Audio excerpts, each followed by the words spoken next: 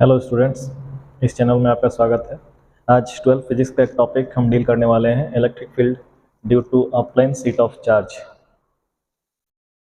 Jack और CBSE में derivation से रिलेटेड क्वेश्चन आएगा, तो इसमें 3 मार्क्स का क्वेश्चन या 5 मार्क्स का क्वेश्चन बनता है।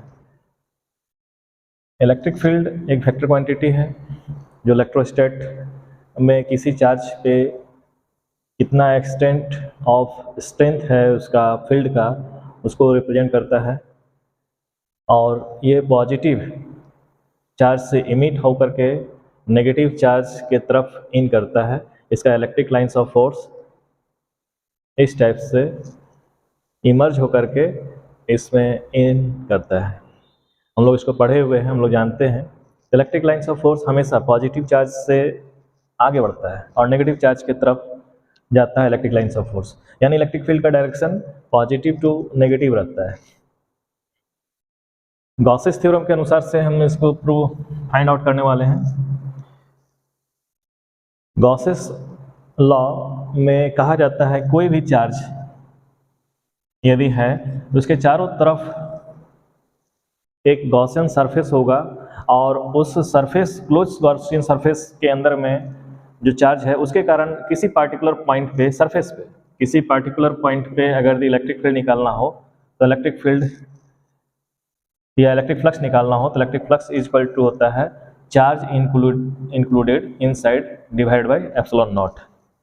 और इलेक्ट्रिक फ्लक्स इटसेल्फ ये होता है electric field dot product electric field intensity dot product of ये इलेक्ट्रिक फील्ड और एरिया वेक्टर का डॉट प्रोडक्ट होता है ई डॉट डी एस, या कह सकते हैं E D S cos theta.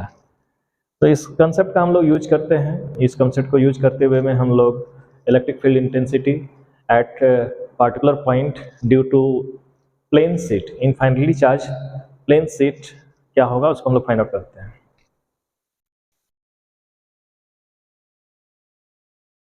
मान लिया जाता है एक प्लेन शीट है,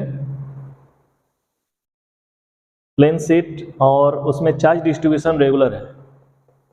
रेगुलर चार्ज डिस्ट्रीब्यूशन का मतलब कहीं ज़्यादा कहीं कम नहीं, बिल्कुल ही बराबर रूप में चार्ज यहाँ डिस्ट्रीब्यूटेड है, पॉजिटिव चार्ज।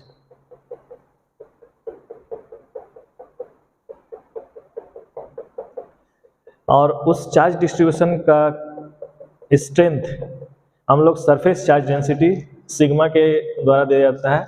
सिग्मा का मतलब होता है Q divide by area per unit cross section area, charge divided per unit cross section area, that is sigma. हम इनफाइनाइटली लॉन्ग शीट है, बहुत बड़ा शीट है जिसका एरिया बहुत ज़्यादा है, उसके नज़दीक में डी डिस्टेंस पे या आर डिस्टेंस पे, मान लेते हैं आर डिस्टेंस पे एक पार्टिकुलर पी पॉइंट पे इलेक्ट्रिक फील्ड क्या होगा उसको फाइंड आउट करते हैं।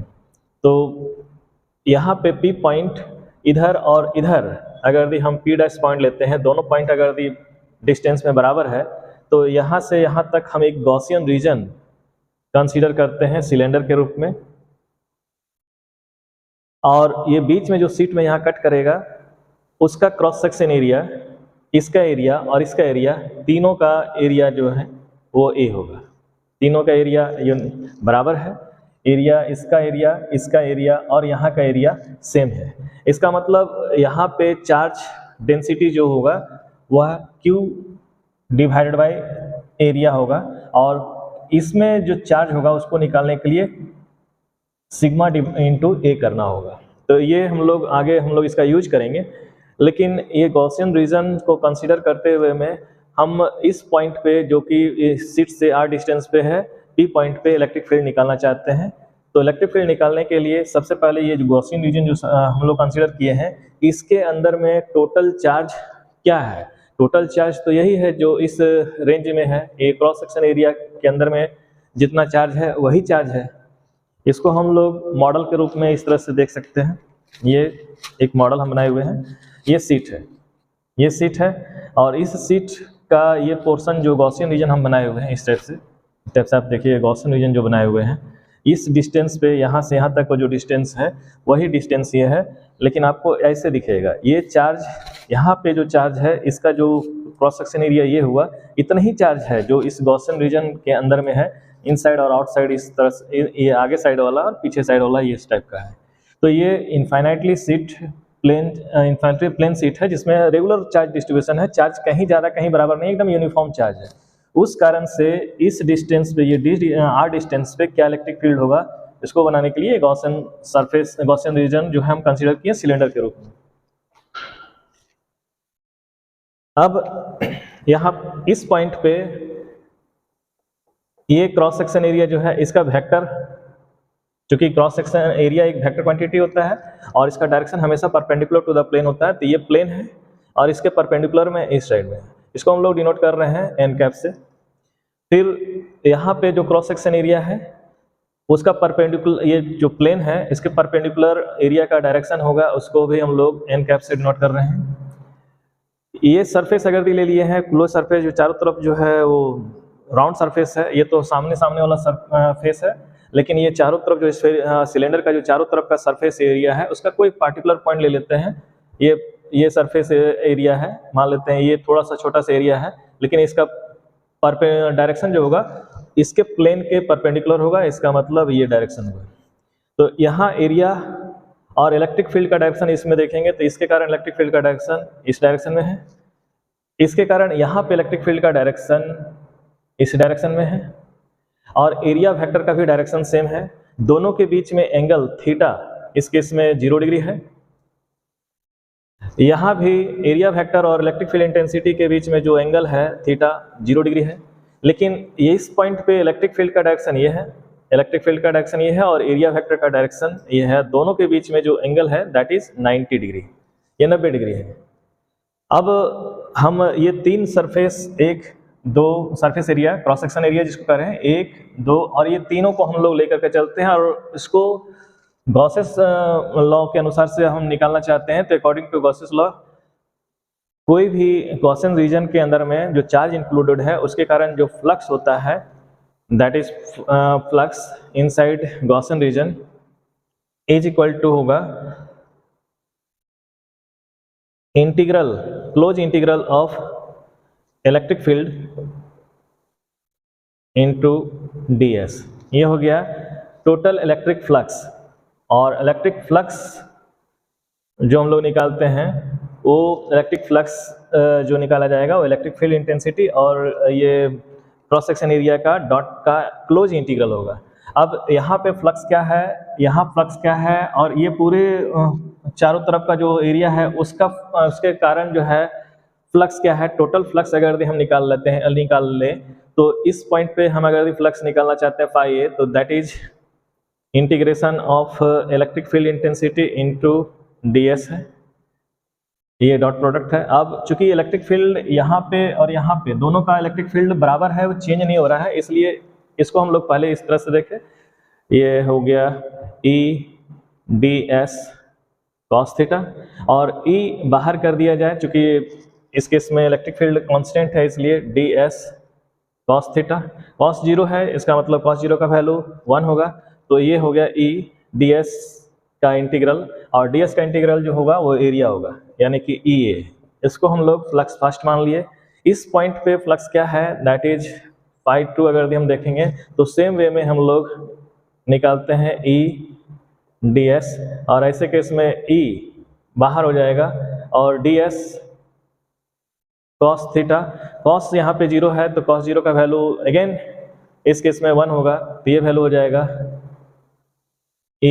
और चूंकि इंटीग्रल ऑफ ds अगर करते हैं तो इंटीग्रल ऑफ ds ये हो गया फ्लक्स का वैल्यू यहाँ पे फाई 2 का वैल्यू हो गया E इंटू A। ये फाई 2 हो गया, ये फ्लक्स फर्स्ट हो गया। अब ये पूरे क्लोज जो सरफेस है उसमें चारों तरफ जो सिलेंडर जो बनाया है वो चारों तरफ का अगर हम एरिया निकालेंगे तो हर जगह में इलेक्ट्रिक फील्ड इंटेंसिटी और एरिया वेक्टर परपेंडिकुलर जाएगा। तो यहाँ पे अगर हम इसको अगर हम लिखे फाई 3 के रूप में, तो वैसे केस में आ जाएगा E ds cos 90 डिग्री, और cos 90 का वैल्यू 0 होगा, तो इसका मतलब ये 0 हो गया। अब टोटल फ्लक्स क्या है, total flux is equal to क्या हुआ, तो फाई 1 2 और फाई 3। तो ये अगर भी निकालते हैं तो इक्वेशन फर्स्ट से EA प्लस उधर का EA और प्लस 0, ये हो गया 2EA 2EA 2EA।